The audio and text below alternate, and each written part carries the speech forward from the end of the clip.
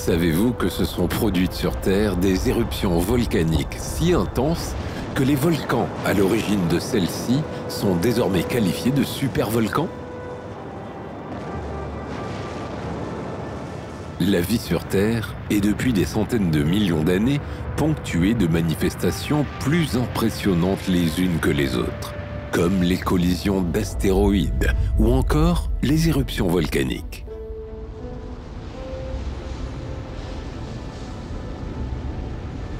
Chers voyageurs, bien le bonjour. Aujourd'hui, nous partons explorer le passé, à la découverte des titans volcaniques qu'a connu notre planète.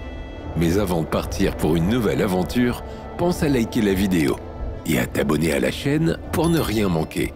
Merci et bon voyage!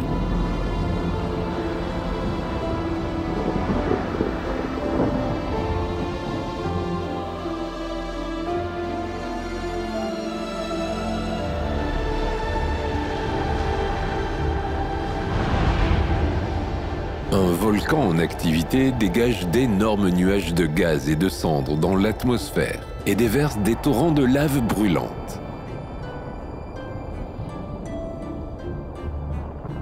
Les séismes se traduisent par des tremblements du sol qui peuvent être si intenses qu'ils sont capables d'anéantir des villes entières. Ces phénomènes naturels surviennent dans certaines zones de la planète. Même si les volcans les plus connus prennent la forme d'un cône, n'importe quelle fissure à travers laquelle de la lave surgit constitue aussi un volcan. Certains volcans sont aplatis et couvrent d'immenses surfaces. Nombre d'entre eux se trouvent au fond des océans.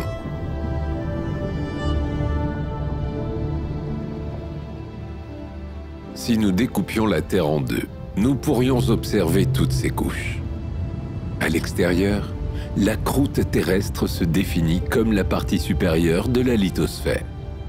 Elle mesure de 30 à 40 km d'épaisseur sous les continents, mais est plus fine sous les océans, avec 10 km.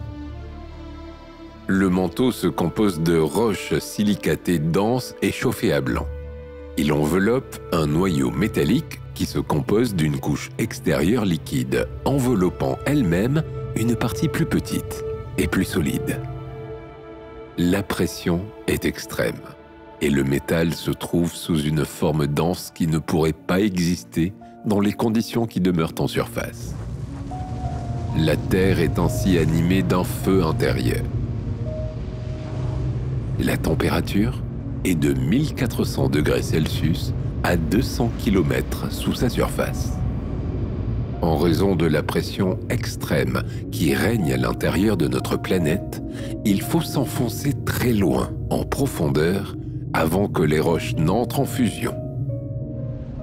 L'essentiel des laves émises lors des éruptions volcaniques provient de la partie supérieure du manteau, qui se situe à une profondeur de 20 à 300 km. À ces profondeurs, et si les conditions permettent la fusion d'une partie du manteau supérieur, des poches de roches fendues se forment. On parle de magma. Ce dernier, plus chaud et plus léger, monte en surface en faisant également fondre les roches alentours. S'il réussit à se frayer un chemin jusqu'à la surface de la Terre, il y a éruption.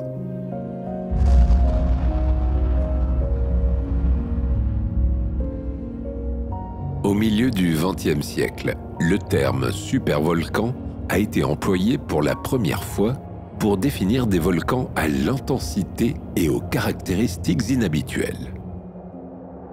Pour l'instant, la communauté scientifique ne s'est pas encore accordée dans son ensemble sur une définition.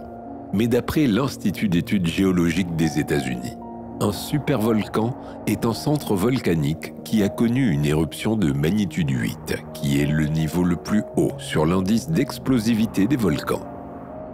En comparaison, l'énorme éruption du Vésuve en l'an 79 possède un indice d'explosivité volcanique de 5 et elle aurait causé pourtant la mort de plus de 15 000 personnes. Une éruption de magnitude 8 dégage l'équivalent de 1000 km3 de matériaux dans l'atmosphère. Autrement dit, un véritable cataclysme. De tels volcans ont-ils déjà existé sur Terre? Quelles en ont été les conséquences?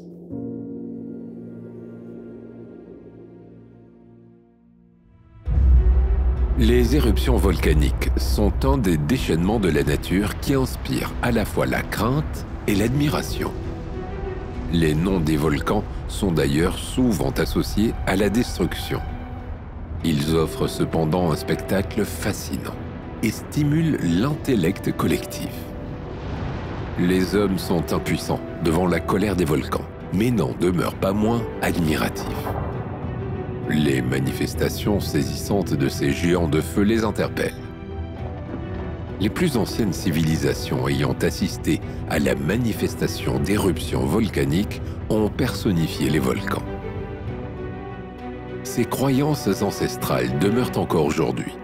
Toutefois, le désir de comprendre anime aussi l'esprit de l'homme. La nature est une des principales sources de crainte et de peur pour l'humanité. Les volcans ont alimenté certaines mythologies. L'effroi suscité engendre démons, dragons, dieux et diables.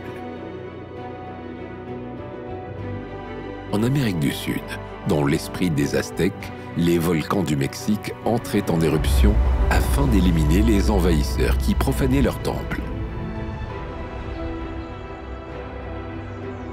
Les précurseurs de la volcanologie se manifestent dès l'Antiquité.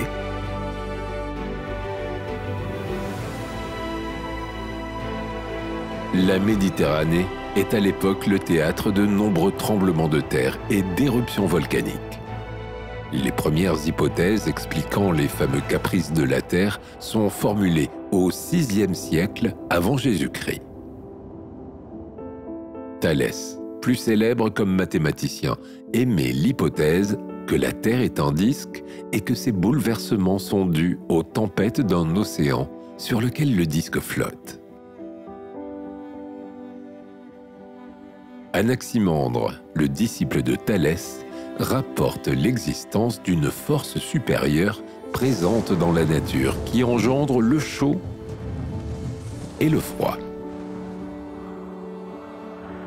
Ce serait du mélange de ces deux éléments que naîtrait le feu des volcans.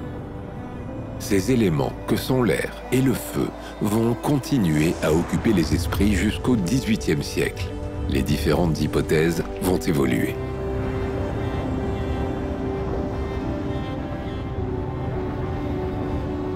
Au XIXe siècle, la volcanologie moderne apparaît. Un conflit scientifique surgit.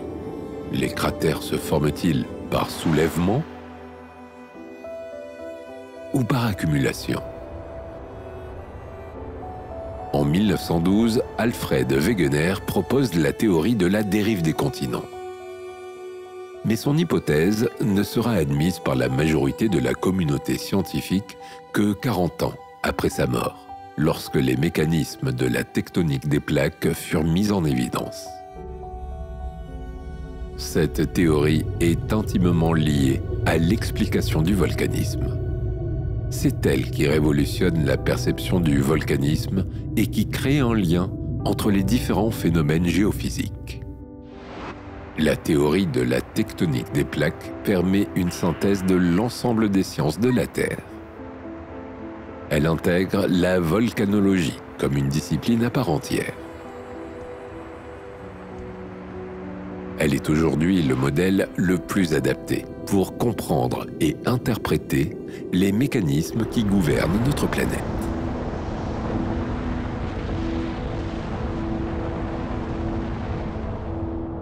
Revenons à Alfred Wegener, météorologiste et géophysicien. Il est le premier à amener l'idée de la dérive des continents. C'est en observant des icebergs se détacher de la banquise qu'il fait la comparaison avec les continents, qui seraient ces radeaux flottants sur des matériaux océaniques plus denses. Il constate que les contours des côtes d'Amérique du Nord et d'Europe, tout comme ceux des côtes d'Amérique du Sud et d'Afrique, semblent pouvoir s'emboîter. Les chaînes de montagnes et les grands boucliers granitiques correspondent également de part et d'autre de cette séparation. Les géologues soutiennent cette théorie de la dérive des continents, mais les géophysiciens ont du mal à admettre l'idée que l'écorce terrestre pourrait effectuer de gigantesques déplacements. Ce n'est qu'en 1950 que de nouveaux arguments ressuscitent la théorie. Et ce sont même les géophysiciens qui assurent son triomphe grâce au paléomagnétisme. À cette époque, sont découverts des cristaux sensibles aux champs magnétiques terrestres, avec, entre autres, la magnétite, qui fossilise la direction du pôle magnétique lorsque la lave qui les contient se refroidit. Les géophysiciens se rendent alors compte que la position relative du pôle magnétique par rapport au continent varie dans le temps. Le pôle magnétique terrestre bouge en fonction de l'axe de rotation de la Terre. Un déplacement plus important aurait perturbé la rotation de la Terre. Ce sont donc les continents qui se sont déplacés. La communauté scientifique s'interroge alors sur la force qui induit ces mouvements.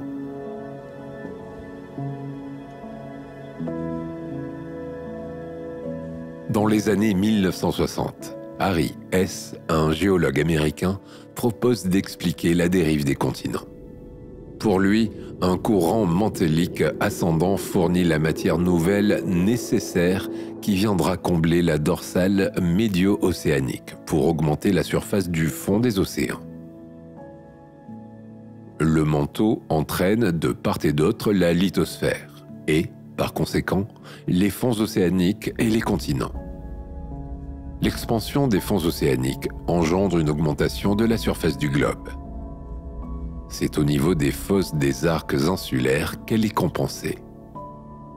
L'expansion des fonds océaniques se confirme par des programmes internationaux de forage profond.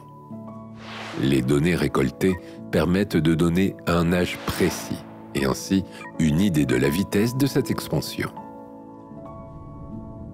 La totalité de l'océan n'a pas un taux d'expansion homogène. Certaines parties se déplacent plus vite que d'autres. Mais quoi qu'il en soit, les scientifiques ont estimé que 2,5 km² de nouveaux fonds marins apparaissent chaque année dans le monde sous la forme de croûte océanique. Une nouvelle notion vient donc enrichir la théorie. Des failles perpendiculaires à la ride permettent aux blocs de se déplacer à des vitesses différentes. Ainsi, l'enveloppe extérieure et solide de la Terre se compose de différents éléments. Ces derniers s'assemblent comme les pièces d'un puzzle. Les plaques ne sont pas immobiles, elles bougent. Le long des dorsales médio-océaniques, la lave ne cesse de monter des entrailles de la Terre et se dépose sur les bords des plaques, les poussant à s'écarter.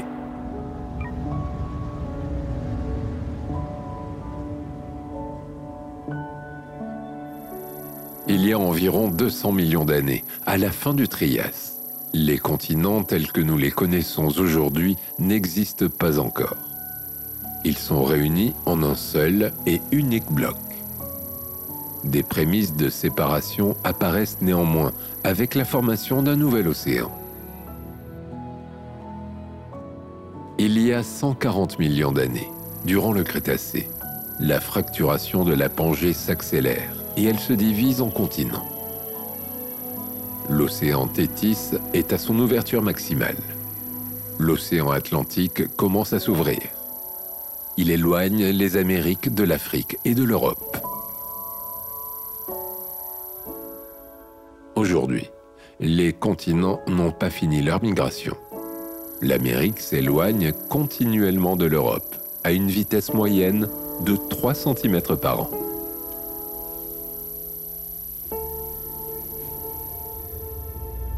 Si la Terre accroît la surface de ses fonds océaniques, il existe des zones de compensation dans lesquelles une partie équivalente de la lithosphère nouvellement formée est absorbée ou altérée. Destruction de matière. La plus grande différence entre la tectonique des plaques et la théorie de la dérive des continents et que les différentes plaques ne se limitent pas aux continents. Les fonds sous-marins appartiennent également aux différentes plaques et ces dernières ne s'arrêtent pas aux traits de côte. La surface sur laquelle évoluent les plaques est située profondément, là où la température et la pression sont élevées. La roche rigide devient alors molle et plastique. C'est aux frontières entre les différentes plaques que se situent les points faibles de l'écorce terrestre. Les matières incandescentes qui se trouvent à l'intérieur de la planète peuvent remonter et atteindre la surface à travers les volcans. La majeure partie des volcans actifs se situe sur ces coutures de l'écorce terrestre. De leur localisation par rapport à ce contexte de tectonique des plaques dépendront leurs caractéristiques.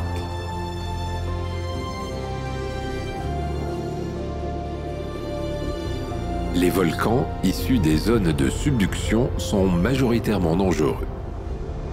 Leur éruption provoque des événements catastrophiques. La lave est expulsée très violemment et des nuages de cendres s'élèvent jusqu'à atteindre des kilomètres de hauteur. Les nuées ardentes dévalant les pentes détruisent tout sur leur passage. Et pourtant, seulement une faible quantité de magma s'épanche du cratère en coulée de lave. Lorsque deux plaques s'affrontent et plongent l'une sous l'autre, des montagnes s'élèvent. Le fond océanique fléchit, entraînant la formation d'un fossé de subduction. Des forces extrêmes écrasent la roche, jusqu'à obtenir des fragments de plaques qui s'agglomèrent à la plaque supérieure. Des tremblements de terre secouent les environs.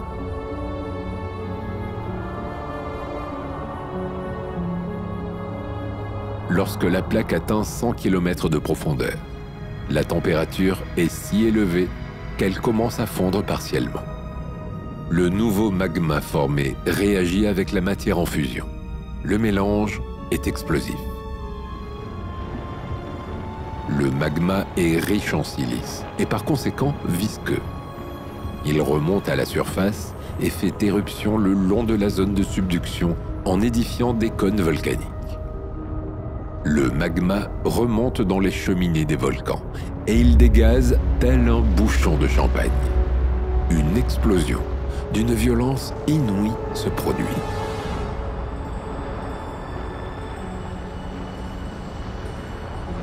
Des matériaux sont projetés dans les airs et forment des cônes tout autour des bouches du cratère. Ils seront ensuite consolidés par des coulées de lave.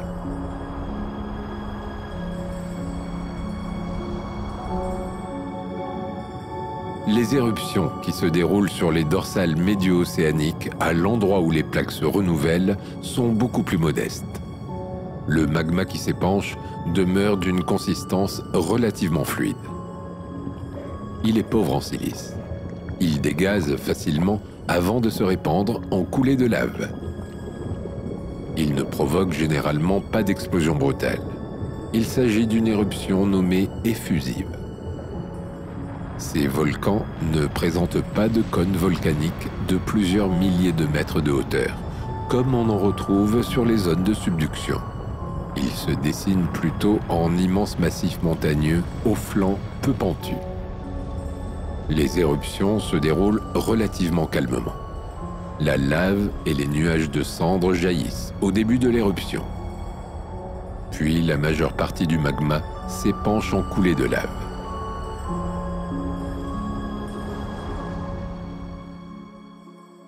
Un autre type de volcan existe. On l'appelle intraplaque. Ces volcans intraplaques se trouvent au milieu des plaques, loin de leur lisière active. Le magma de ces volcans est généralement du même type que celui des dorsales médio-océaniques. Il est donc souvent présent sous des volcans plutôt inoffensifs. Le terme point chaud est utilisé par les volcanologues pour désigner un point stable de la base du manteau duquel remonte un panache de magma qui transperce la plaque en mouvement.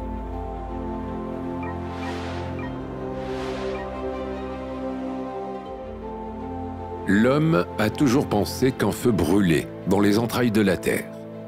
Le mot magma vient du grec, qui signifie pâte pétrie. Le magma connaît 3 phases. Une première phase fluide liquide, essentiellement composée de silicate, suivie d'une phase fluide gazeuse qui forme des bulles lorsqu'elle arrive près de la surface. Et enfin, une phase solide, composée de cristaux en suspension.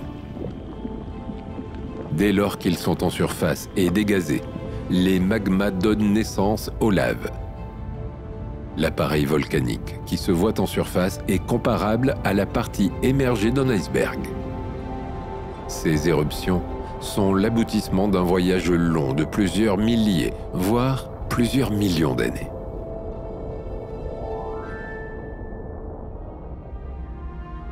Il en faut du temps au magma pour se frayer un chemin à travers l'écorce terrestre. Certains n'atteindront même jamais la surface de la Terre. S'ils présentent une viscosité trop importante, ils risquent de former d'immenses masses et de se solidifier lentement en profondeur. Lors de ce long refroidissement, les masses magmatiques vont voir des cristaux de grande taille se développer. C'est ainsi que vont naître des roches rugueuses comme le granit. Seules les roches volcaniques forment des laves et terminent leur voyage à la surface. La vie d'un magma se déroule en plusieurs étapes.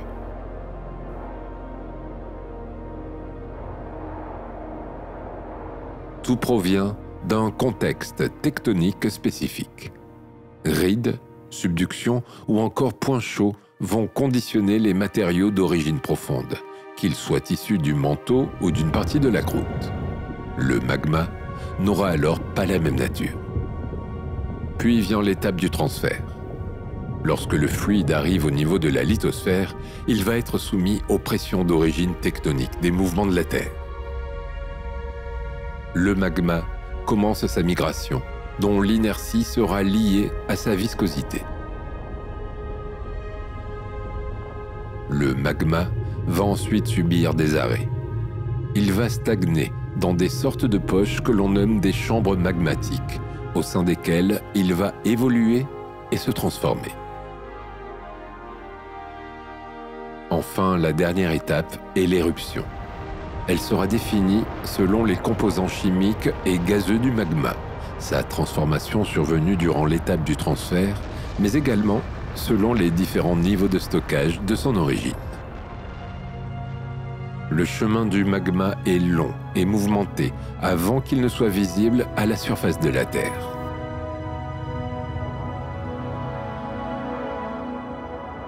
La création du magma se fait à partir d'un corps solide préexistant qui va passer à l'état liquide par un processus de fusion. Les magmas les plus pauvres en silice, qu'on appelle les magmas basiques, proviennent d'une fusion partielle. Durant leur transfert, ils vont se transformer et donner des liquides plus riches en silice.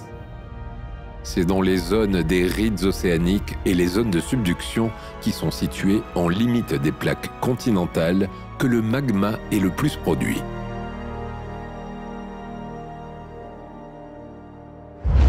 Les volcans les plus explosifs projettent des nuages de cendres dans l'atmosphère. Le gaz qui se dissout dans le magma s'échappe avec une telle intensité qu'il projette la roche chaude en milliards de petites particules. Ces dernières portent le nom de pyroclastites. Ces fragments arborent des tailles allant de modestes grains de poussière à d'énormes morceaux, gros comme des maisons. Ils demeurent dans la haute atmosphère, même les plus gros blocs peuvent y demeurer de plusieurs jours à plusieurs semaines. L'éruption du mont Saint-Helens en 1980 aux États-Unis en est le parfait exemple. Des blocs volcaniques de la taille d'une maison ont été projetés à une altitude de 15 km. Ils sont restés en suspension dans l'atmosphère pendant plusieurs semaines, avant de tomber au sol.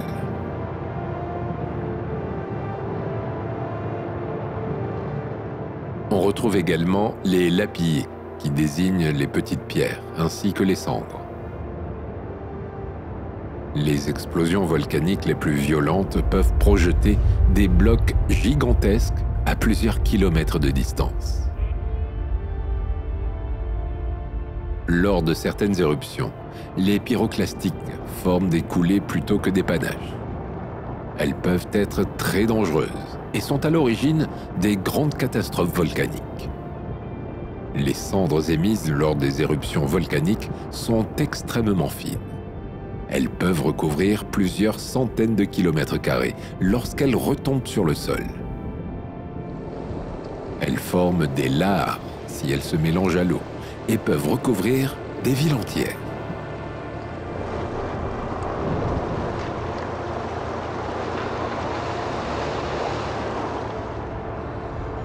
De la lave incandescente est produite lors d'une éruption volcanique.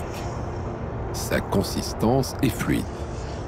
Elle s'écoule lentement à travers une fissure où elle est projetée telle une fontaine formant une coulée retombante.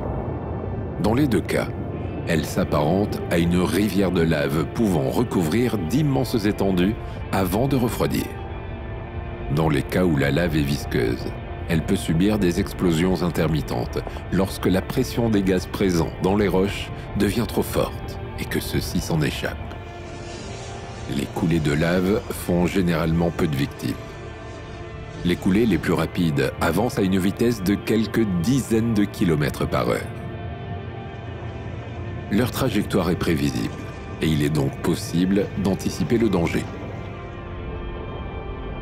Les nuées ardentes, à l'inverse, sont capables de dévaler des pentes jusqu'à 600 km/h. Leur température peut atteindre jusqu'à 600 degrés Celsius. Les dégâts sont inévitables.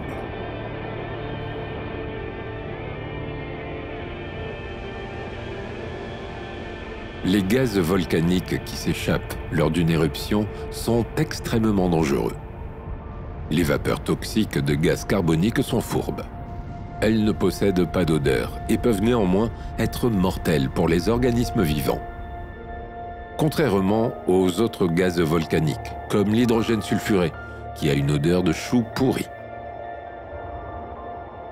Dans certaines zones, l'activité magmatique souterraine est si intense que l'eau s'infiltre dans le sous-sol et est chauffée par le magma. Lorsqu'elle ressort, elle est par conséquent très chaude.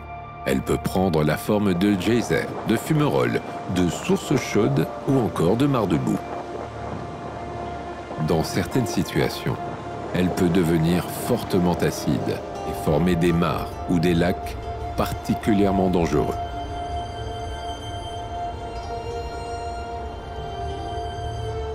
Les éruptions volcaniques modifient profondément les paysages environnants, et pas seulement par la formation de volcans en surface, semblables à des montagnes. Les coulées de lave et les nuages peuvent atteindre d'immenses zones, conduisant à la formation d'une vue de désolation. Les volcans participent, dans certains cas, à la modification des climats terrestres. Les cendres peuvent rester plusieurs mois en suspension dans l'atmosphère. Les rayons du soleil ont ainsi beaucoup plus de difficultés à atteindre la surface de la Terre et la température diminue. On parle d'hiver volcanique.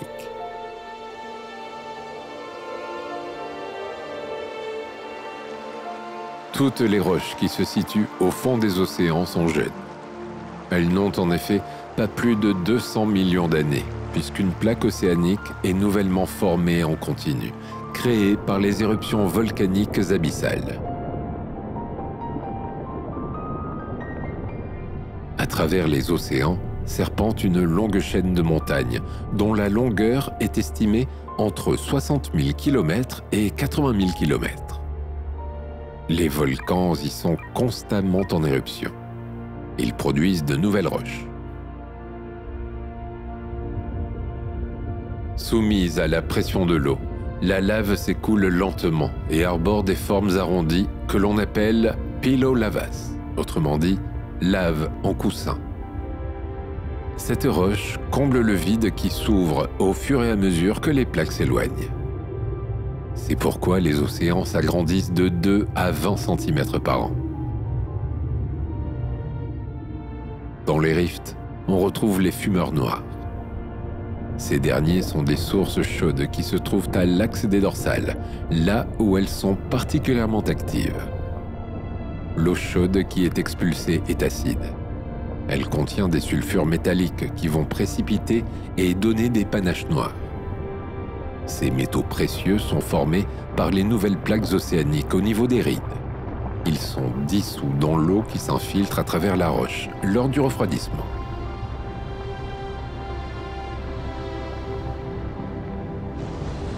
Les éruptions explosives de supervolcans peuvent toucher des milliers de kilomètres carrés et causer des dégâts irréversibles. Les supervolcans, également appelés mégavolcans, ont une capacité destructrice inimaginable. Ils peuvent ravager des régions entières et décimer des populations. Un supervolcan produit des éruptions et des explosions d'une ampleur exceptionnelle. Cet événement majeur anéantit la plupart du temps toute la faune et la flore qui se situent dans ses environs. Les superéruptions sont généralement appelées VEI 8. Le degré 8 sur l'échelle d'indice d'explosivité volcanique est le plus élevé. Sur cette échelle, chaque degré représente une éruption 10 fois plus intense que la précédente.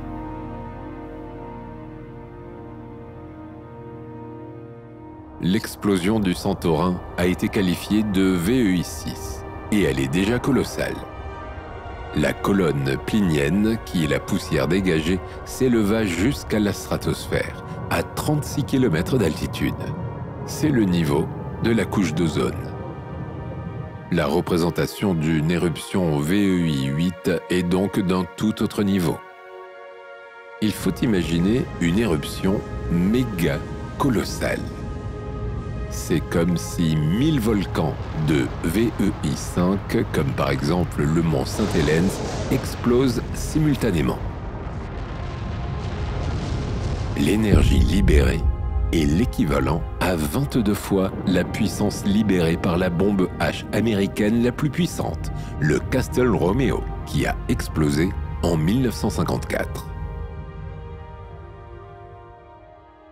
Aujourd'hui, les éruptions volcaniques auxquelles nous assistons sont essentiellement des VEI entre 0 et 3.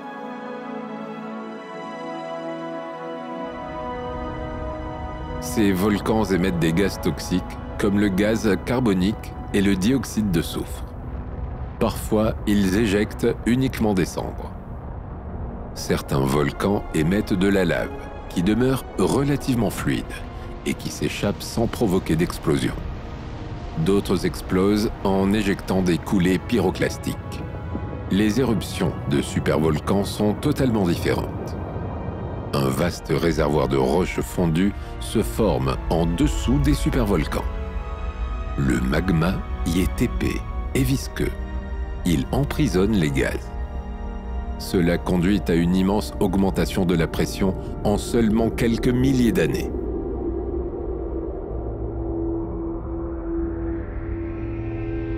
Au bout d'un certain temps, la chambre magmatique n'est plus en mesure de contenir cette pression.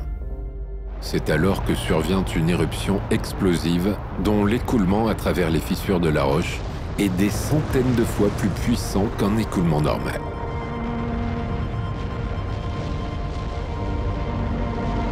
Le plafond de la chambre est détruit. Un gigantesque cratère se forme pouvant atteindre jusqu'à une centaine de kilomètres de diamètre. C'est alors que le volcan s'effondre et se transforme en caldeira. Le tsunami est la manifestation de la même catastrophe lorsque celle-ci se produit en mer. Ce qui reste du supervolcan est alors englouti sous les eaux.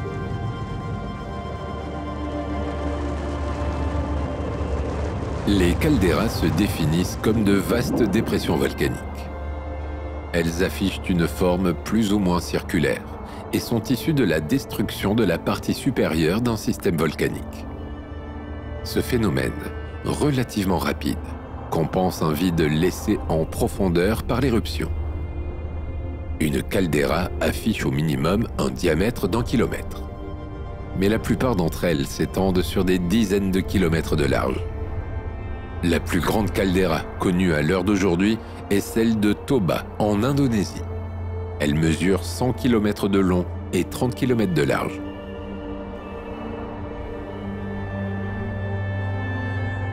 Les calderas résultent soit d'une seule éruption, soit de plusieurs éruptions successives.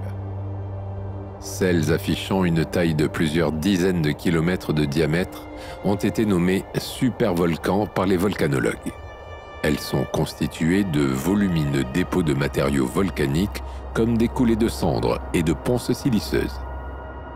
Elles sont également associées à des fractures qui sont apparues lors des montées de magma et des vidanges de réservoirs magmatiques. Ces monstres volcaniques vivent des centaines de milliers d'années, voire des millions d'années.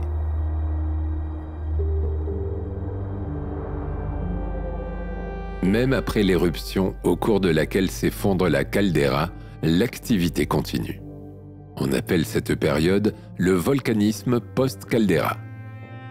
L'activité est moins intense et se situe sur le plancher ou sur les lèvres de la caldeira. Le plancher peut être amené à se bomber et à se fissurer sous l'effet de poussée du magma. À la fin de sa vie, la caldeira n'affiche plus qu'une activité hydrothermale et fumarolienne. Ces supervolcans renferment d'importants gisements géothermiques. D'énormes quantités d'eau de pluie ainsi que des stocks de chaleur y sont accumulés. Ils peuvent ainsi être exploités pour transformer la vapeur en électricité.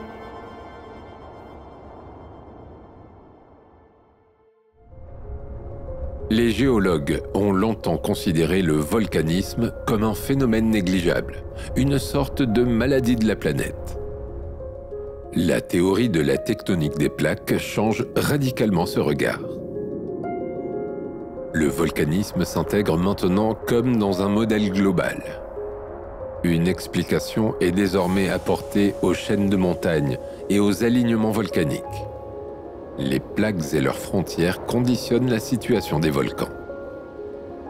L'étude de ces phénomènes a permis de comprendre l'implication des mégavolcans dans quelques-unes des grandes extinctions de masse.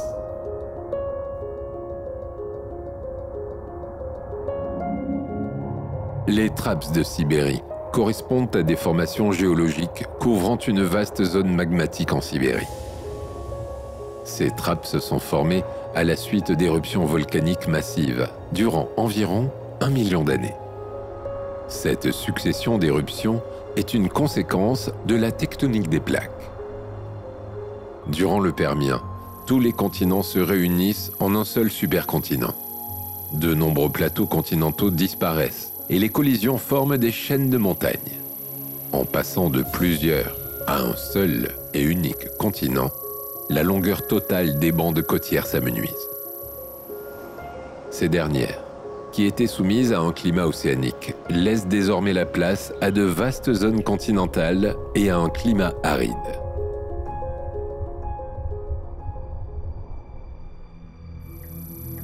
Il y a environ 250 millions d'années a eu lieu l'extinction du Permien-Trias. Cette dernière marque la fin du Permien et le début du Trias, mais également la limite entre l'ère primaire et l'ère secondaire. Il s'agit de la plus grande extinction massive ayant touché la faune et la flore. Ce sont 95% des espèces marines et 70% des vertébrés terrestres qui disparaissent de la surface de la Terre. Les causes de cette extinction, bien qu'encore débattues, ont tout de même un dénominateur commun, l'éruption d'un mégavolcan. À quoi ressemblait la Terre à cette époque? Quelles ont été les conséquences de cette super éruption?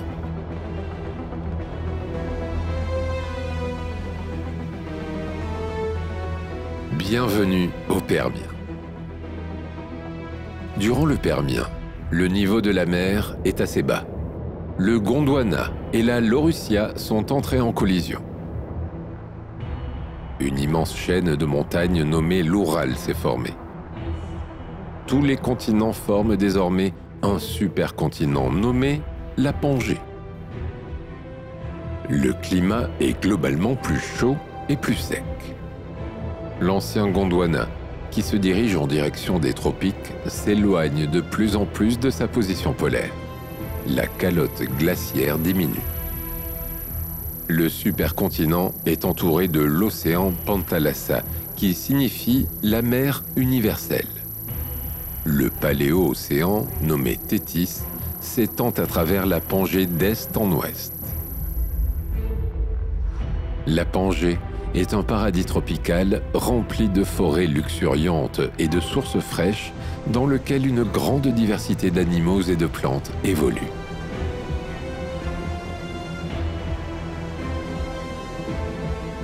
La biosphère dominante est très diversifiée. On y retrouve entre autres des plantes, de grands amphibiens et des reptiles, avec notamment les ancêtres des dinosaures. Dans les océans, la vie est également très riche. On retrouve des mollusques, des échinodermes et des brachiopodes.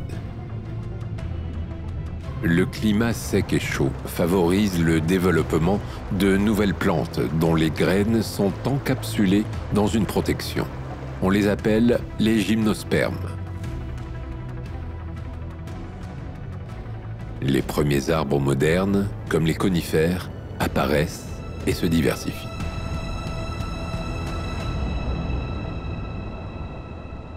Une innovation de taille survient au Permien. C'est la chrysalide. Ce modeste détail va permettre aux insectes de se développer et de s'installer durablement sur Terre. La chrysalide est un état intermédiaire par lequel passe la chenille avant de devenir un papillon.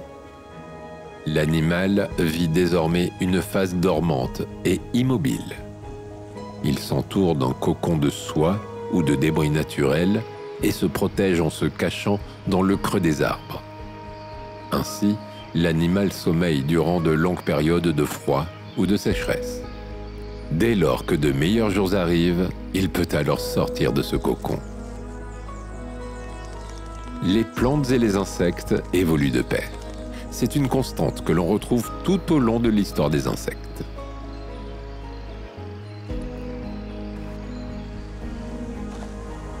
Les reptiles deviennent de véritables prédateurs. Ils évoluent en 3 familles distinctes. On retrouve les ancêtres des mammifères, les ancêtres des lézards, serpents, dinosaures et oiseaux, et enfin, les ancêtres des tortues et de quelques autres groupes éteints. Les pélycosaures sont le groupe dominant. Ils offrent une large diversité en termes de taille, de forme et également de régime alimentaire. On retrouve en effet des pélycosaures carnivores, piscivores, insectivores ou encore herbivores.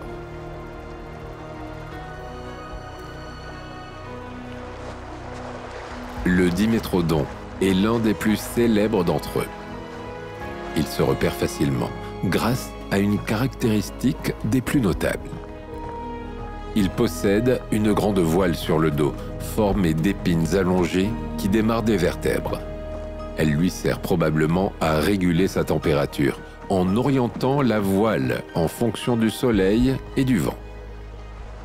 Elle contribue également à stabiliser la colonne vertébrale, à menacer d'éventuels prédateurs et aux parades durant la saison de reproduction.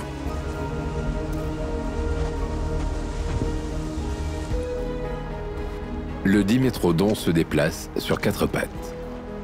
Son crâne est haut et courbé et il possède des dents de taille aléatoire. Bien qu'il s'apparente fortement à un dinosaure, le dimétrodon est étroitement lié aux mammifères. Il peut atteindre jusqu'à 4,60 m et 250 kg. Ce redoutable prédateur se nourrit des poissons qui nagent dans les eaux du Pantalassa. Il est également friand de petits tétrapodes, comme des reptiles ou des amphibiens. Parmi ses repas de choix, on retrouve le Xenacanthus, un genre éteint de requins de la classe des poissons à cartilage. Sa morphologie est bien différente des requins d'aujourd'hui. Il atteint une longueur moyenne d'environ 1 mètre. Sa nageoire dorsale s'étend sur toute la longueur du dos. Sa tête supporte une épine distinctive pointée en direction de l'arrière. Certainement venimeuse, elle lui sert à se défendre des attaques du dimétrodon.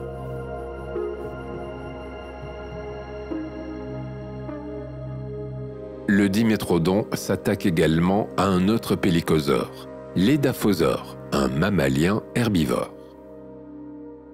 Ce grand synapside mesure jusqu'à 3 mètres de long, pour un poids allant jusqu'à 300 kg.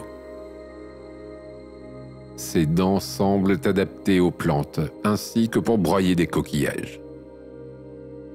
Tout comme Dimétrodon, il est pourvu d'une voile dorsale vascularisée afin de réguler sa température, en absorbant ou en évacuant la chaleur.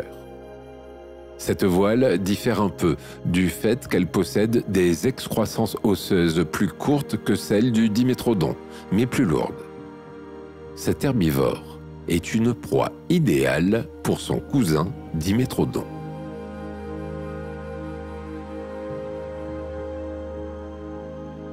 Les reptiles vont discrètement évoluer et adopter de nouvelles caractéristiques.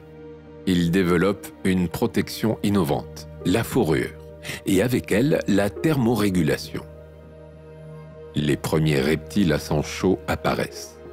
Désormais, ils n'ont plus d'écailles et ils se couvrent de poils, ce qui les rapproche fortement de la morphologie des mammifères. Un autre superprédateur bien connu du Permien est le gorgonopsien. Sa morphologie rappelle celle des canidés, en bien plus grand. Il peut atteindre jusqu'à 5 mètres de long. Son crâne, à lui seul, mesure 45 cm. C'est un monstre pour l'époque. Sa mâchoire est dotée de 2 canines, mesurant une douzaine de centimètres. Il peut se régaler de toutes sortes d'autres animaux de l'époque.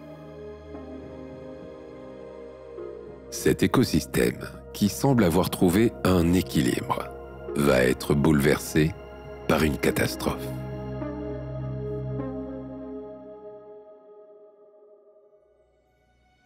Sous leurs pieds, à plusieurs centaines de kilomètres, une attaque se prépare, ce dont cet écosystème est loin de se douter. Du magma, accumulé depuis des milliers d'années, bouillonne et se tient prêt à surgir à n'importe quel moment.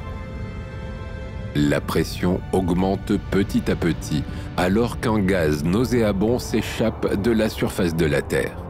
De violentes secousses se ressentent dans la forêt. La Terre semble tout à coup s'ouvrir en deux. Une énorme fissure se dessine sur une trentaine de kilomètres. De la roche basaltique en fusion jaillit des entrailles de la planète. L'ensemble des plantes et des animaux qui se trouvent précisément au niveau de la fissure à ce moment-là sont instantanément incinérés. Puis, la coulée de lave se répand. En seulement 48 heures, elle atteint 1/5 de la France. Et ce n'est que le début.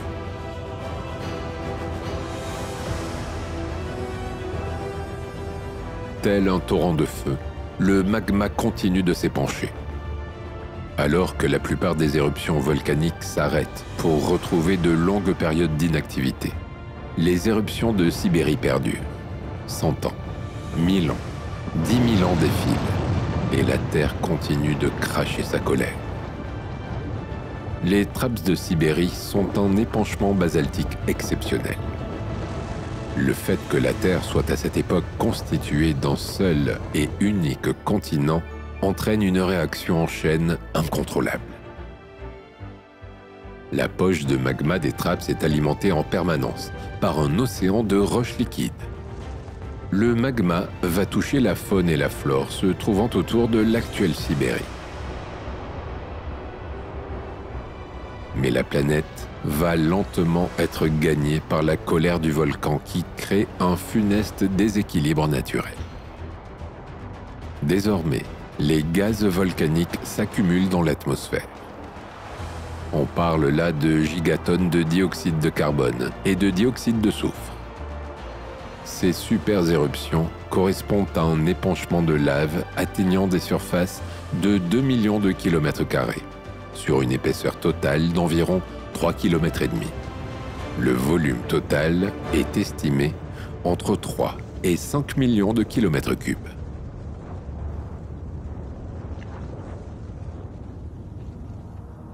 Le dioxyde de soufre empêche les rayons du soleil de traverser l'atmosphère alors que le dioxyde de carbone emprisonne la chaleur. Les conséquences sont monumentales. Durant des décennies, la Terre subit de violentes variations de climat. Les cendres volcaniques rendent difficile la photosynthèse pour les plantes. Un appauvrissement en dioxygène survient, rendant la respiration difficile pour certaines classes d'animaux. Les espèces disposant de sacs aériens, comme les ancêtres des dinosaures, sont alors favorisées. Certains animaux possèdent un système respiratoire primitif non adapté au manque d'oxygène. C'est le cas du gorgonopsien qui peine à respirer.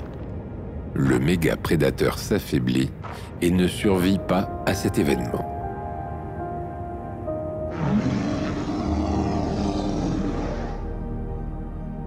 La roche basaltique qui continue de jaillir se transforme en montagne noire au contact de l'air.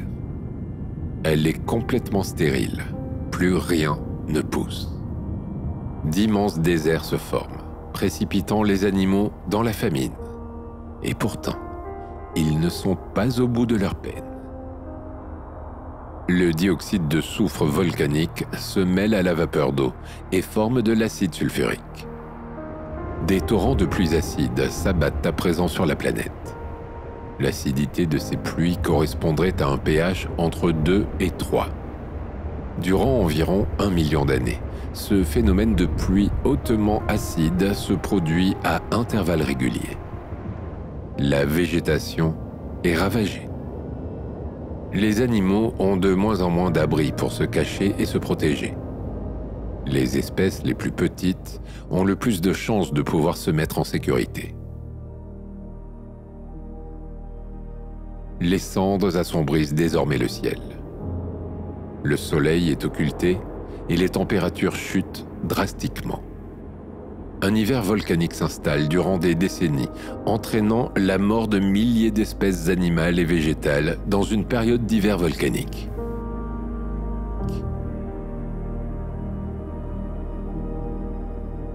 Le CO2 s'accumule dans l'atmosphère qui englobe la Terre et cette dernière se réchauffe. Pendant environ 10 000 ans, la température moyenne à la surface de la Terre s'élève de plusieurs degrés, jusqu'à 15 degrés dans certaines zones. C'est une véritable catastrophe écologique. La faune et la flore n'ont pas le temps de s'adapter à ces écarts de température. Les espèces subissent ces changements. Certaines survivent, mais la plupart meurent. Les chaînes alimentaires sont brisées.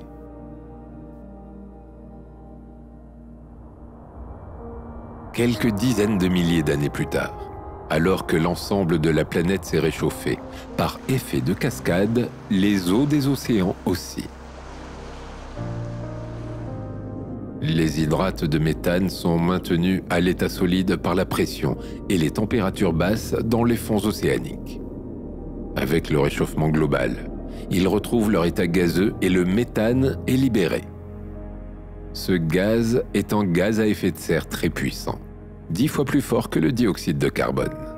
La hausse des températures à la surface de la Terre est amplifiée. L'effet sur la faune et la flore survivantes est terrible. Dans les fonds marins, les conséquences sont les mêmes. La faune et la flore marine disparaissent progressivement. Au total, 70 à 90% des espèces terrestres ont disparu. Il s'agit de l'extinction de masse de l'histoire de la Terre la plus dévastatrice.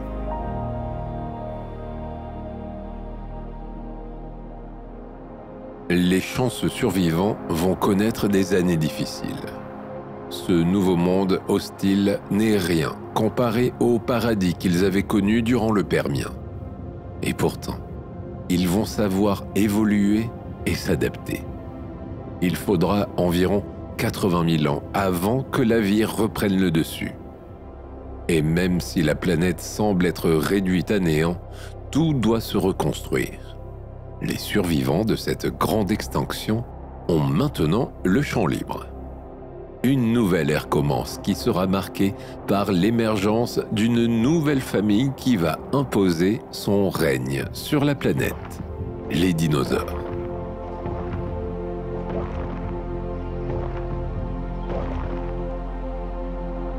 Les Traps du Deccan sont une province magmatique située en Inde. Ils sont constitués de superpositions de coulées de lave d'origine volcanique. Chaque coulée de lave peut mesurer de 10 à 50 mètres d'épaisseur, voire même jusqu'à 150 mètres pour les plus imposantes. Au total, ces traps atteignent jusqu'à 2400 mètres d'épaisseur dans la partie occidentale. L'empilement total des coulées de lave s'étendait à l'origine sur une superficie de 1 à 2 millions de kilomètres carrés, représentant un volume de 2 à 3 millions de kilomètres cubes. En raison de la tectonique des plaques et de l'érosion, cette superficie a aujourd'hui été réduite à 500 000 kilomètres carrés, ce qui engendre un volume directement observable de 512 000 kilomètres cubes.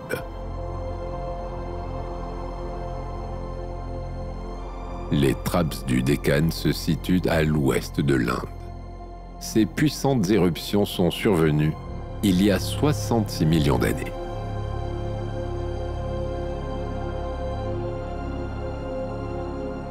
À cette époque, l'Inde était un continent isolé, non attaché à l'Eurasie. Ces méga-éruptions ont été si intenses qu'elles ont entraîné des conséquences de grande ampleur. On les relie notamment à la célèbre extinction de masse de la fin du Crétacé, qui a causé la disparition des dinosaures. Les coulées de lave sont gigantesques et durent des centaines de milliers d'années. Une partie a lieu sous les océans. Néanmoins, les mégavolcans ne sont pas la seule cause. Les Traps du Deccan sont associés à un point chaud du manteau terrestre connu sous le nom du point chaud de la Réunion. Un cratère d'impact a été découvert au large de la côte sud-ouest de l'Inde. Nommé Shiva et daté d'il y a 65 millions d'années. Cela suggère qu'un violent événement aurait pu survenir comme déclencheur de l'ouverture des Traps du Deccan. Cela aurait accéléré le mouvement de la plaque tectonique. Mais cette théorie est encore discutée.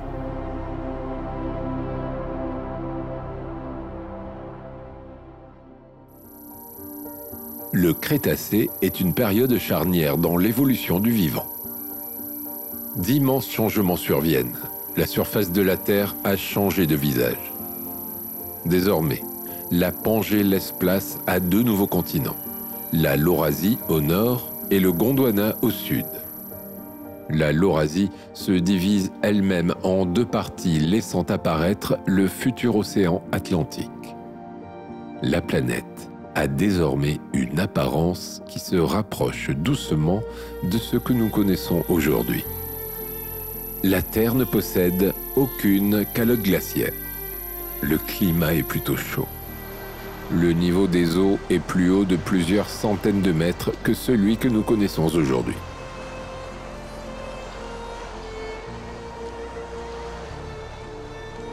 La planète est un paradis autant pour la faune que pour la flore. Durant cette période, la biosphère se plaît autant sur Terre que dans les mers et certains animaux atteignent des tailles gigantesques, comme les célèbres dinosaures. Sur la terre ferme, ce sont eux qui dominent. Ils évoluent et se diversifient énormément. Des espèces disparaissent et de nouveaux groupes apparaissent. Certains développent même des caractéristiques très originales.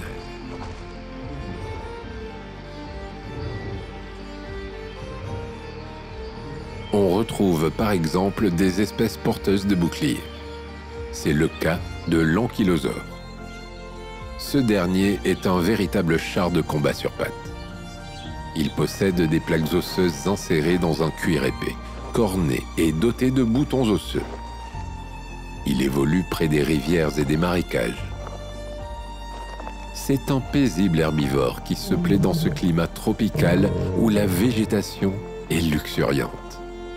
Une fois adulte, l'ankylosaure atteint jusqu'à 9 mètres de long pour 2 mètres de hauteur.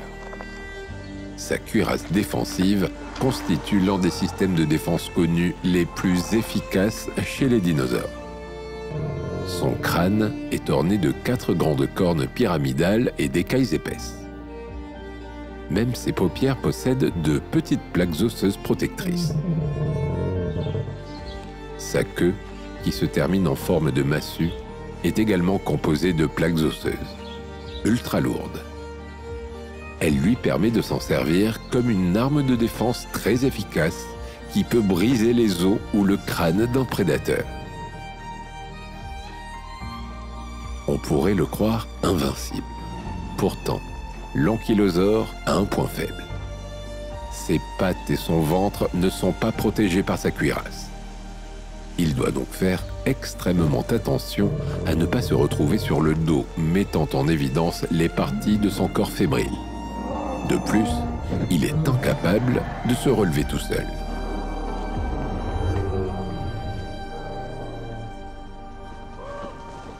Dans les airs, les espèces de grande taille prennent de plus en plus de place et les premiers oiseaux apparaissent. On retrouve, entre autres, le Quetzalcoatlus, une immense créature volante mesurant, pour les plus grands spécimens, 12 mètres d'envergure. Il s'agit du plus grand animal volant n'ayant jamais existé. Son envergure est comparable à un petit avion et sa taille à celle d'une girafe. Et pourtant, il n'est pas très lourd. À l'intérieur de ses os se trouve un système complexe de sacs d'air. Il peut ainsi prendre un envol en effectuant un saut puissant de plus de 3 mètres de hauteur. Sa vitesse maximale en vol peut atteindre plus de 80 km/h.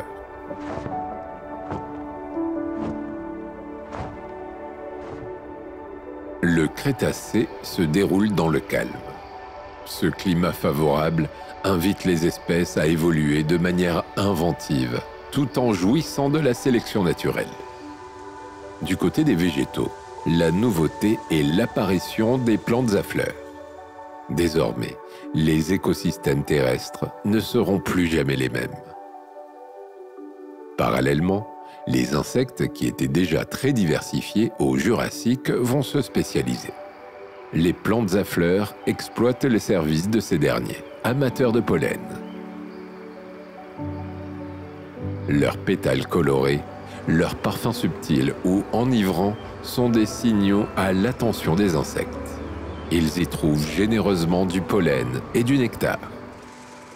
Une longue et riche collaboration naît. Le double succès des plantes à fleurs et des insectes pollinisateurs retentit également sur les autres animaux terrestres.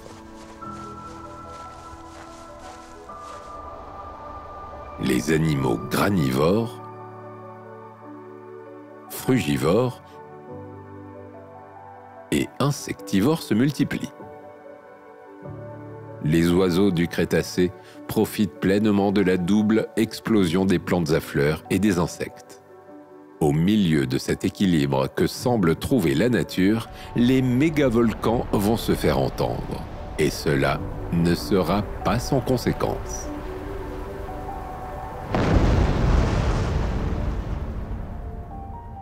Le point chaud de la Réunion se situe dans le sud-ouest de l'océan Indien, sous l'île de la Réunion. Il est responsable des coulées de lave. Étant donné l'énorme quantité de roches retrouvées, le débit de lave a dû être considérable. Le sous-continent indien a subi le mouvement de la plaque indienne en direction du nord. La formation des traps du Décan cesse dès lors qu'ils ne sont plus situés à la verticale du point chaud. Shiva, Le cratère d'impact découvert au large des côtes dans la mer d'Arabie suggère également qu'une météorite aurait amplifié les dégâts causés par le volcan. En effet, le choc de cet objet provenant de l'espace a pu fragiliser la lithosphère et favoriser les épanchements de lave.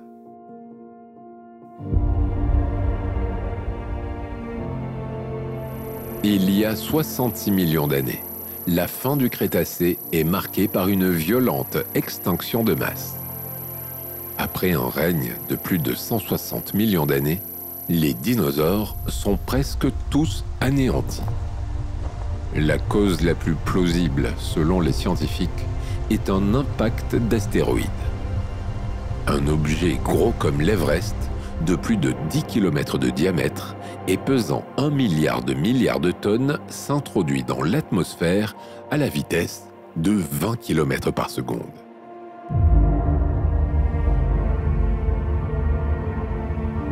Il s'écrase dans la province du Yucatan, dans le golfe du Mexique. L'énergie dégagée est monumentale. Absolument tout est soufflé dans un diamètre de plusieurs centaines de kilomètres autour du point d'impact. Le choc provoque également de violents tremblements de terre, ainsi qu'une onde de choc de plusieurs milliers de degrés, brûlant tout sur son passage. La température grimpe sur Terre. La faune et la flore sont décimées.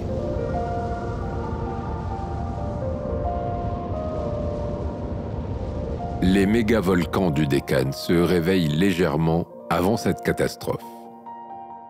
Les super-éruptions débutent 400 000 ans avant que le cratère du Yucatan ne se forme. Certains écosystèmes étaient donc déjà soumis à rude épreuve.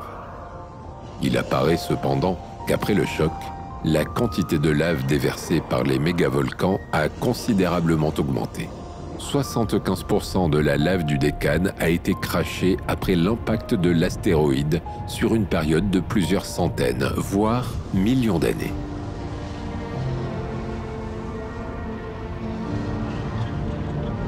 Dès lors que la chambre magmatique commence à se remplir, l'activité sismique se met en route. Les éruptions se manifestent par des coulées accompagnées quelquefois de lacs de lave. D'immenses panaches de fumée sont émis. Les éruptions rejettent d'énormes quantités de gaz à effet de serre et de particules dans l'atmosphère. Durant le Crétacé supérieur, les conséquences impactent le climat et font pression sur la vie. Combiné à l'effet de l'impact de l'astéroïde, un nouvel hiver de glace s'installe. Les gaz, avec principalement le dioxyde de carbone, ainsi que les cendres rejetées, amplifient le changement climatique à l'échelle mondiale. De plus, la chaleur de l'impact de Yucatan génère la formation de dioxyde de soufre. Ce dernier laisse passer la lumière, mais absorbe la chaleur. L'effet de serre est inversé, et les températures sur la planète diminuent considérablement. Les chaînes alimentaires sont brisées. Du plancton aux plus gros dinosaures, tous sont touchés par la famine et souffrent du froid. 70% des espèces disparaissent de la surface de la Terre. Les catastrophes ont décimé quasiment toutes les espèces. Des rescapés affamés qui tentent de survivre et de se mettre à l'abri. Il faudra plusieurs années pour que le ciel se dégage et que le soleil réchauffe à nouveau la planète. Si l'ère des dinosaures est terminée, celle des mammifères peut désormais commencer. Ils vont petit à petit venir occuper les niches écologiques laissées vacantes.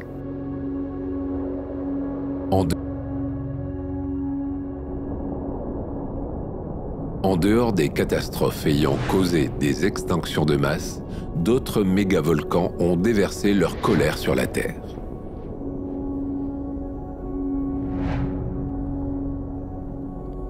Le Toba est un volcan qui est entré en éruption il y a environ 74 000 ans sur l'île de Sumatra, en Indonésie. Affichant un indice d'explosivité estimé à 8, le Toba peut être qualifié de supervolcan. Il s'agirait de l'éruption volcanique la plus importante qu'ait connue notre planète au cours du Quaternaire. Elle est 5000 fois plus puissante que la bombe d'Hiroshima. Le boom supersonique créé par l'explosion fit plusieurs fois le tour de la planète. Durant une quinzaine d'heures, une colonne éruptive haute d'environ 40 km a dispersé sur environ 40 millions de kilomètres carrés un minimum de 5 mm de cendres et jusqu'à 600 mètres au plus près du volcan. L'équivalent de 3 fois la surface de la Russie a été recouvert.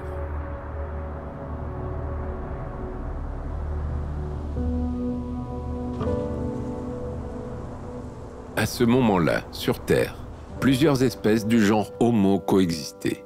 Homo sapiens se trouve en Afrique, Homo neanderthalensis en Eurasie, Homo floresiensis en Australie et Homo denisovensis en Sibérie. L'homme moderne commence à migrer hors de l'Afrique. Certains paléontologues suggèrent que la catastrophe du volcan de Toba aurait provoqué un déclin de la population. En effet, à ce moment-là, la diversité génétique diminue. Les nuages de cendres projetés dans la stratosphère plongent la planète dans un hiver volcanique durant une dizaine d'années. L'atmosphère s'assombrit, empêchant les rayons du soleil de pénétrer à la surface de la Terre. La photosynthèse des plantes diminue et les températures globales aussi. C'est une véritable catastrophe écologique qui affecte la flore et la faune, hominidés compris.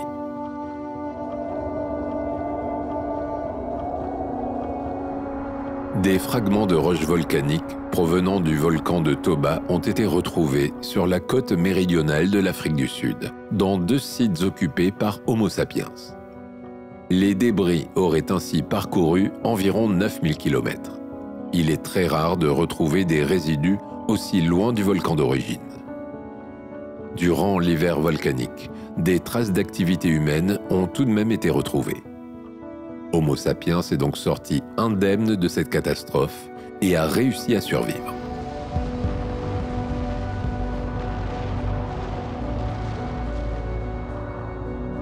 Yellowstone est l'une des plus grandes calderas du monde. Elle a connu des épisodes éruptifs parmi les plus violents de tous les temps. Le parc national de Yellowstone se situe dans le nord-ouest des États-Unis, dans l'État du Wyoming. Il fait aujourd'hui la beauté de ses paysages et est connu pour ses nombreux geysers et sources chaudes. Le volcanisme de Yellowstone est lié à l'activité d'un point chaud qui se situe sous le continent américain.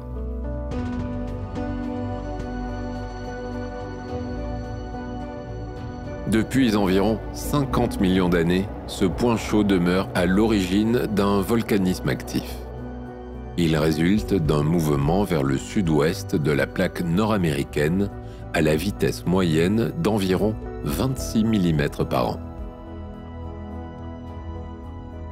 Il y a environ 16 millions d'années, la région à la jonction des États de l'Idaho, de l'Oregon et du Nevada subissait le magmatisme de ce point chaud. Aujourd'hui, la zone du parc de Yellowstone passe au-dessus. Elle est donc volcaniquement active. Elle devrait migrer petit à petit vers le nord-est de Yellowstone.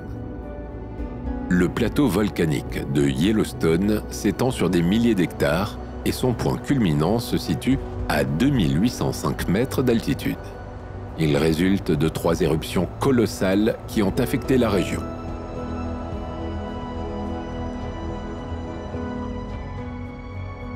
La première éruption a été la plus violente.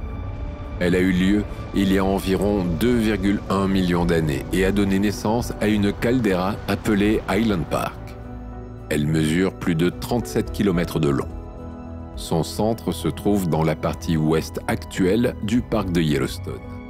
Le volume de cendres émis lors de cette éruption a été estimé à 2500 km3.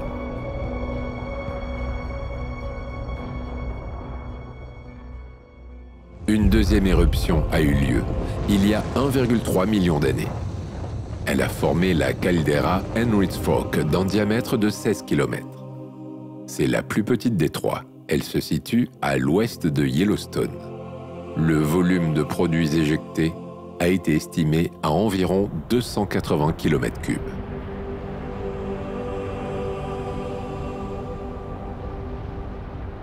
La troisième éruption, la plus récente, est survenue il y a environ 630 000 ans. Les éjectats de cette éruption ont recouvert la caldeira de Henry's Fork. Étant la plus récente des trois explosions, les laves associées à cette éruption sont désormais bien exposées et reconnues. Lors de cette éruption, ce sont 1000 km3 de roches et de cendres qui ont été éjectés. Cette dernière éruption a formé l'actuelle caldeira de Yellowstone. Elle mesure environ 85 km sur 45 km de large. Elle se situe sur les parties centrales et sud du parc national.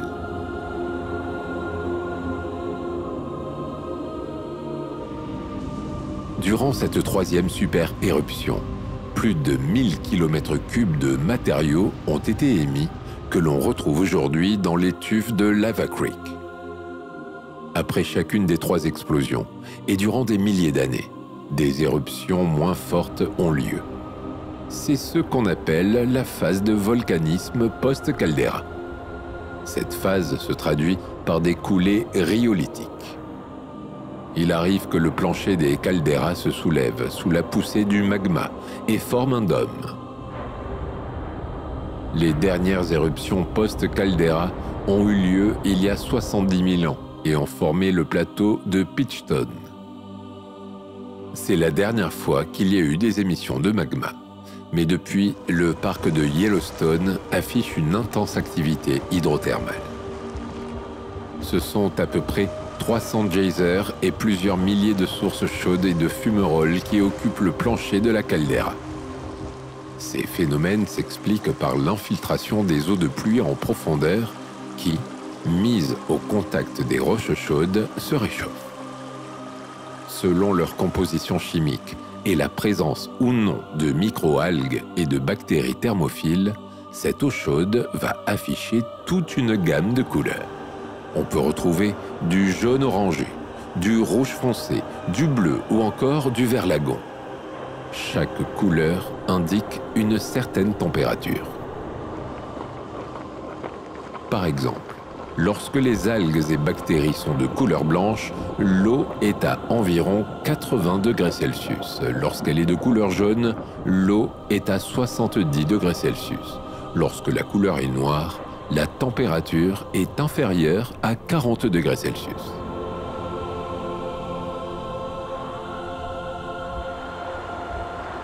Parmi les 300 geysers de la zone, le Old Faithful, qui signifie le vieux fidèle, expulse ses eaux jusqu'à 50 mètres de hauteur, toutes les 90 minutes. Les gaz sont maintenus sous pression dans l'eau, dans la cavité sous-jacente du geyser. Dès lors que l'eau dépasse son point d'ébullition, une éruption d'eau brûlante survient. La cavité vidée se remplit à nouveau d'eau chaude, continuellement.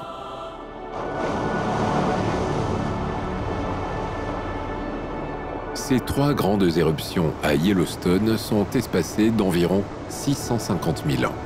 La dernière date de 630 000 ans. Cela signifie-t-il que la prochaine éruption volcanique pourrait se produire d'ici les 20 000 prochaines années? Ou bien ces intervalles réguliers sont-ils seulement le fait du hasard? À ce jour, aucune réponse scientifique concrète n'a pu être apportée. Les intervalles entre deux éruptions volcaniques peuvent également survenir de manière totalement irrégulière. Le prochain réveil du volcan peut se caractériser par une activité éruptive se traduisant par de nombreuses éruptions plus petites.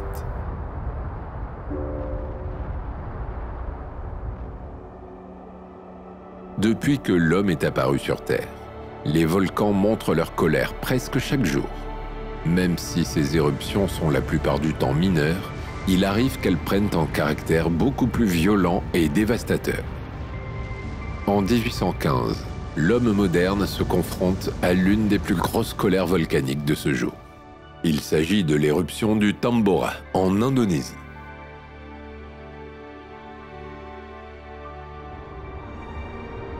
Le volcan Tambora se situe dans l'archipel de la Sonde, à l'est de l'Indonésie, sur l'île de Sumbawa. Cet archipel regroupe de nombreuses îles volcaniques, avec notamment Java, Sumatra et Bali, et il s'étend sur plus de 3000 km. Son volcanisme s'explique par le plongement de la plaque indo-australienne sous la plaque eurasienne à l'aplomb de la fosse de Java. Les plaques se déplacent à une vitesse moyenne de 7 cm par année. C'est cette subduction qui engendre de manière régulière de nombreux phénomènes violents, comme des séismes, des tsunamis et des éruptions volcaniques.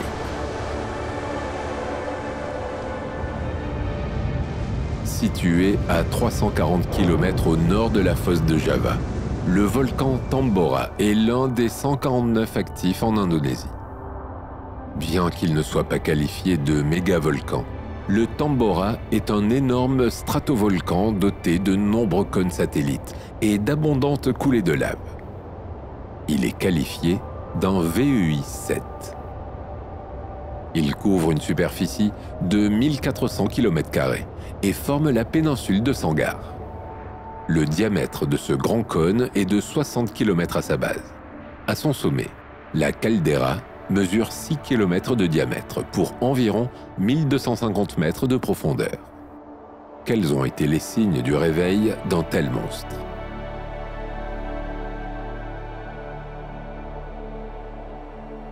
En 1812, avant la grande éruption, des signes précurseurs sont apparus. Le volcan émet ses premiers grondements et un nuage s'élève de son cratère. En avril 1815, survient une première éruption, plutôt faible, accompagnée de quelques détonations. Dès le lendemain, des cendres tombent sur l'est de l'île de Java. Des bruits d'explosion se font entendre durant la semaine qui suit jusqu'à plus de 2400 km alentour. Puis, l'éruption s'intensifie. De hautes colonnes éruptives s'élèvent au-dessus du sommet du volcan. Des pierres ponces de plus de 8 cm de diamètre s'abattent sur l'île, suivies d'une pluie de cendres. Les coulées pyroclastiques dévalent le volcan de tous les côtés en direction de la mer. Le village de Tambora, se situant au pied du volcan, est totalement englouti. Un tsunami d'une ampleur modérée atteint les côtes de plusieurs îles indonésiennes, avec des vagues allant jusqu'à 4 mètres de hauteur. L'activité explosive dure 3 mois, mais de faibles émissions perdurent encore 1 mois de plus.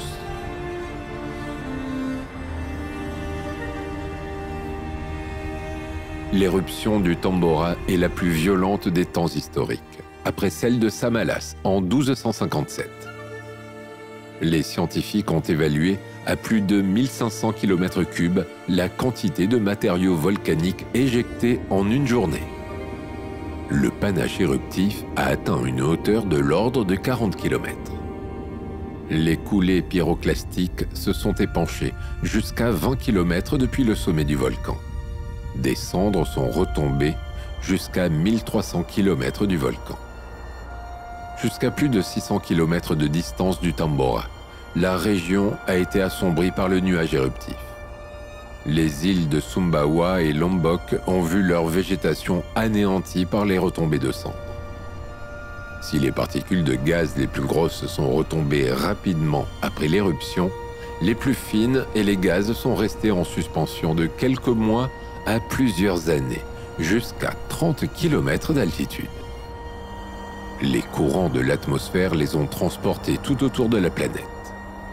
Des phénomènes optiques ont pu être observés se traduisant par des couchers de soleil colorés, le ciel arborant une couleur orange, rouge, violette ou encore rose.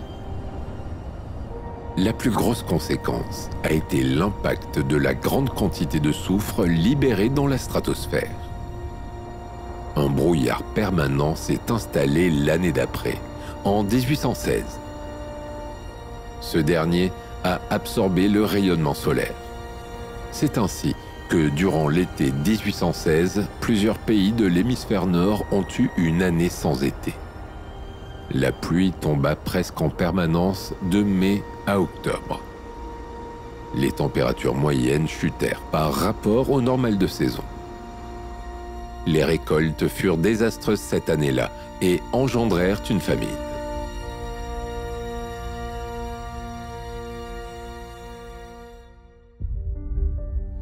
Depuis la nuit des temps, les hommes cherchent à apprendre de cette terre qui les met si souvent à l'épreuve des éléments. Sans les supervolcans, la planète ne serait pas celle que nous connaissons aujourd'hui. Il y a des millions d'années, ces monstres géants étaient capables de libérer des quantités gigantesques de magma qui est désormais ancré dans le paysage terrestre. On retrouve l'empreinte des supervolcans dans la topographie, mais également dans l'évolution significative du climat mondial. Leurs explosions ont façonné des calderas gigantesques. Ces paysages uniques contribuent à la diversification des espèces. Les supervolcans nous révèlent la dynamique interne exceptionnelle de la Terre.